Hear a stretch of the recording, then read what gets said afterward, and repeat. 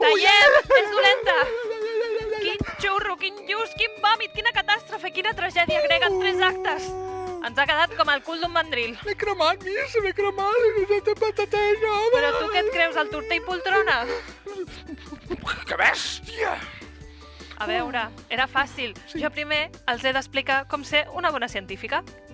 Per ser una bona científica cal imaginar, raonar i experimentar. Per fer-ho correctament, els científics utilitzen un mètode de treball anomenat... Anomenat... No ha vingut l'anomenat. Redoble. Perdó. Que bèstia! El mètode científic hipotètic deductiu. El mètode hipopòtam radioactiu. Què dius, loco? Hipotètic deductiu. Hipopòtam detectiu.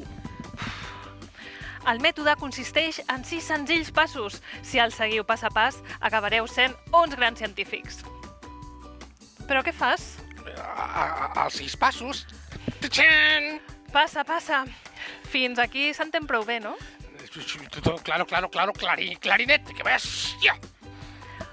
Pas 1. L'observació. Per ser una bona científica cal mirar tots els elements del nostre entorn. Ai! Pas 2. L'investigació. Sí. 2 més 2, 5. Em porto una... 3. Pas 3. La hipòtesi. Per ser una bona científica cal imaginar idees, causes de per què passen les coses, i les hem de refutar i comprovar. I si els hipopòtamos fossin uns grans detectius? Potser. Pas 4. Hipòtesi. L'experiment. O elefant, o cocodril, o girafa. Tu hipopòtam, tu.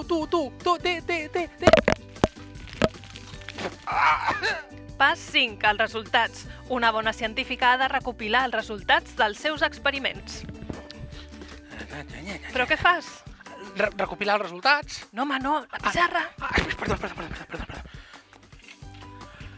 Hipopòtams detectiu 0, lleons detectiu 0, granotes detectiu 0 patatero, elefants detectius res en absolut, 0. No n'hi ha cap, no n'hi ha. Pas 6. Les conclusions. Una bona científica ha de presentar al final les seves conclusions. Quines idees, quines hipòtesis ha pogut comprovar i convertir en tesis. Per tant, no hi ha hipopòtamos detectius, no hi ha hipopòtamos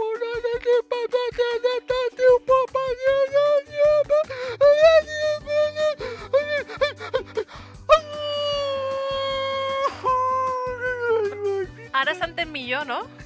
Claro. Va, a llocs, que comencem! Nino Nano, al nanomón les coses no semblen el que són.